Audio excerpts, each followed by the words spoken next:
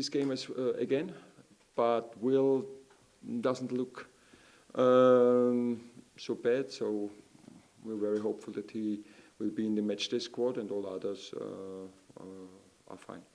Was that the most angry or disappointed you've been since you've been at this football club? I don't think since I've been here, but definitely this season a little bit, maybe like the late defeat at Everton, yeah, so because it just feels that it was completely unnecessary and it's our fault, but on the other side, yeah, we have to accept it. The effort was there, but yeah, it's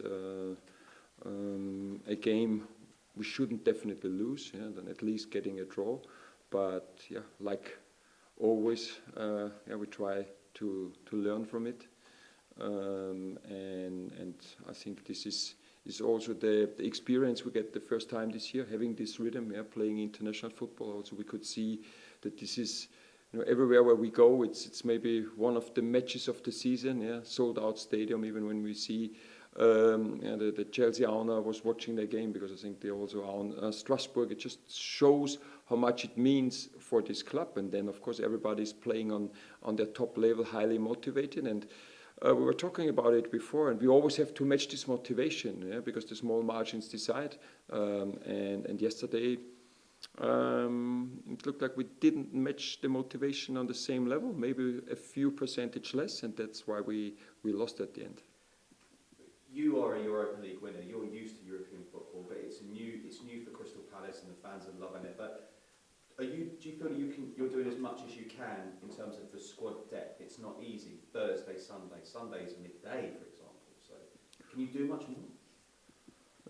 We started 3 new players yesterday. We managed Mark Gaze and Chris Richards minutes, and yes, maybe, but it's always the question afterwards. Yeah? So Pep rotated 10 players, and then it was too much, and then we rotated 3, then it's maybe 2 less, and then you rotate 5, then it's also not okay. At the end, it's always when you win, you have done everything right, and if you lose, then the questions are, or also I ask myself, should we have made more changes? But I think it was not that we made, that the players were tired. Yeah? Again, it was a game. It's just to take these 2 empty net goals, then I think we win 3-1, and then we would talk to, wow, what a great game at Strasbourg. So for us, it's really, yesterday, yeah, it was emotional, but today being back rational, analyzing what can we do better, what was good, because, yeah, of course, we need to perform on the top level against Man United. They're doing really well, even when they lost their last game against Everton at home, but you can see when you're watching them, and we watched many clips also from our games last year. I think it's different now. Yeah, also their work rate increased massively. Yeah, and the system players know what to do much more than maybe 6-7 months ago, and will be a great test for us. Yeah, absolutely. To confirm, one thing you did mention last night. You would like to add, you want to buy an attacker, a forward in January? I think we need to. Ismaila also will leave us. So he's the only player who makes runs in behind from our taste, the profile. Yeah. So maybe, yeah, I think we just have to, yeah, to have this profile again, because also the other players on the bench, they are a different profile, and we need players to stretch the defense, and yeah, I hope that we will get it done. Do you think that's the key to being competitive in the second half of the season, domestically and Europe? Yes. To add at least 1 or 2? Yes. Yeah, and you've got a very busy Christmas coming up, haven't you? No. Before and after Christmas. So Christmas, let's say, where it's always, we say in Germany, where you have a disadvantage, you always have an advantage. You understand, like this? So the game now against Arsenal is on the 23rd. Yeah, it's moved from 24th to 23rd. That means all the players can celebrate Christmas with their families, because everybody gets off 24th and 25th. Of course, before it's quite busy and afterwards, but Christmas is family time. And just two more from me, but in that though, because you are ultra ambitious, you want this club to push on. Is that just the message then? You just need a bit of help. You need a good body or two going forward from January. Yes. And on Christmas, finally, let's end it on positive. So it's been a brilliant year under you. Will you have time for some Christmas shopping? Because if your game's been moved, no, yes, but no time for Christmas shopping. So fortunately, I get all the support from my wife. So she's responsible for all the stuff, and of course we play on the 23rd at 8 o'clock at the Emirates, and then we in continental Europe we celebrate Christmas Eve on the 24th, so that's busy. So I will fly back to Austria 24th in the morning, and of course I hope that everything is already prepared, and then enjoying going to church and enjoying the Christmas dinner with my family. But no, I have no time for getting gifts or all this stuff. But that's a challenge. I have to find one for my wife because she can't buy the gift for herself, or she shouldn't. Christmas transfer deadline. Yeah. No, but it will work. So we are used to this rhythm. Even last year we played on the 26th, and so we will find a solution. Thank you. Lovely to see you. Thank you.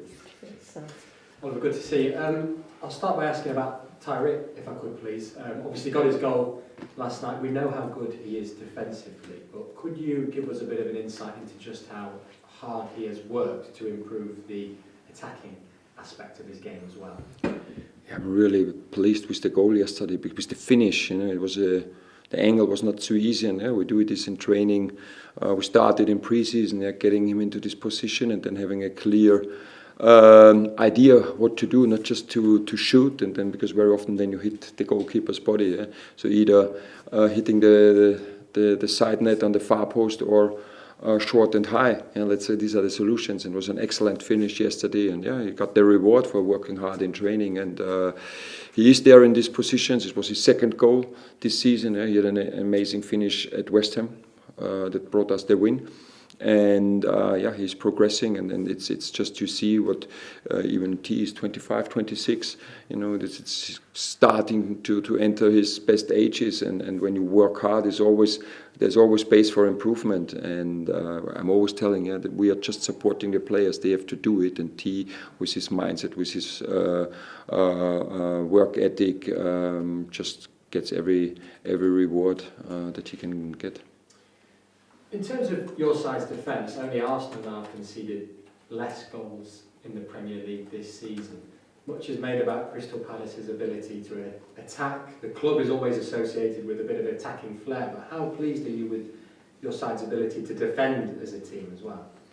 Very pleased, and that's our foundation. I mentioned this so often. So when we're talking about Mark leaving or not leaving, it's you can see I think in this calendar year, we have approximately conceded 1 goal per game, and this in the Premier League, and that's really tough with all the quality players and teams we are facing, and that's credit to, of course, to all our defenders and to our goalkeeper, but on the other side, for our defense is team effort. And if somebody doesn't do his job, we get a problem, because of course we give the opposition some spaces, but usually they can't use these spaces because we solve it in different areas. And sometimes when we get a little bit sloppy or don't have this right aggression, we can get in troubles. Fortunately, that doesn't happen very often, and gives us a good feeling. We also know that we need it. Let's say we are not a team that regularly scores 3 or 4 goals, that we know we need this foundation, and we need everyone. And but I'm very pleased how the players are working to keep the clean sheet, and again I can mention many games. So let's say the FA Cup win, starting from I think we just conceded 1 in the whole campaign. And that's the foundation, and that's why we always talking about this. Yeah, well, like yesterday, it just makes no sense talking about missing chances. This happens. Yeah, and for me, it's important that we create chances. We know our defensive structure. In our defensive structure, we prepare our attack. Yeah, and then we know if we do this well, but that's the foundation and the basics, we will get and create our chances. Let's say the 2 empty net goals came from a pressing situation, from defensive structure. But then it's of course to be ruthless and score from it, to get the reward. And this is what we still can improve. Just in terms of those chances, is it just about having faith, knowing that they will eventually come off? The more you create, the numbers are in your favour, or is there something extra, something different you can do? Oh yes, it's for me. It's first of all, again, it's like, not talking too much about it, because it's, always talking about the problem. It gets bigger and bigger. So players have huge effort to create these chances, and yeah, it feels a little bit like at the beginning of last season when we post. I remember a few situations post out, hitting the post, like yesterday, and then running across the goal line. This is 1 centimeter, and for me, it's not about then it's quality or not. For me, it's also like, I say karma, yeah, but it's do you deserve it, yeah? And when we see yesterday, to be honest, it's Strasbourg, and we're talking about it. It's a very intense team. Most intense team in the French league. We said we have to match this intensity. We didn't. Yeah, so they were better than us, and I think that's why they got the reward. Yeah, so they hit the post, and the ball drops next to their player, and we hit it, and it runs along the goal line and out.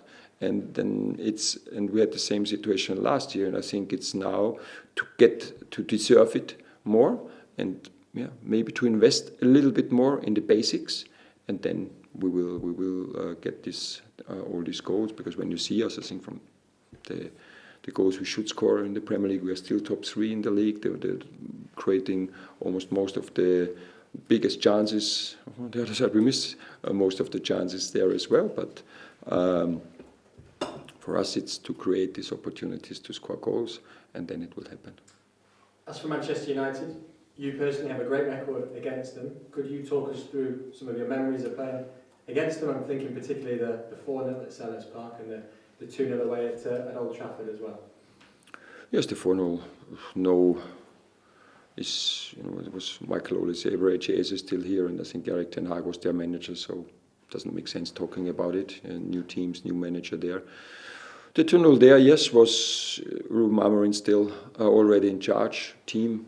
But also their team changed, especially their attack. Yeah, that's what they're talking. It's thought, okay, we need more goals, and then they invested 200 million in buying 3 players up front, and also players who can play very intense, like Mbeumo. For me, it's impressive to see, and we compared it. Yeah, they are now. I think their work rate is much higher than it has been last year. And then they get the reward. Yeah. There's also a team, that's why it's really funny that sometimes it's talking about the 3-4-3 system. And I think Man United and we have the highest XG in the Premier League for scoring goals. We're playing the same system, so it looks like it's a good attacking system. And also, like we show it can be a very, you can have a very good defensive structure in it. So it's all about what you do with the system, and how fluid you are in your attack, and how creative you are, and so yeah, really I'm looking forward to this game. They are doing well. I think we are doing well, and also yesterday's defeat. We won't lose our mind. It's just now, again, finding the right tweaks, where we can adjust. No time for training, and great.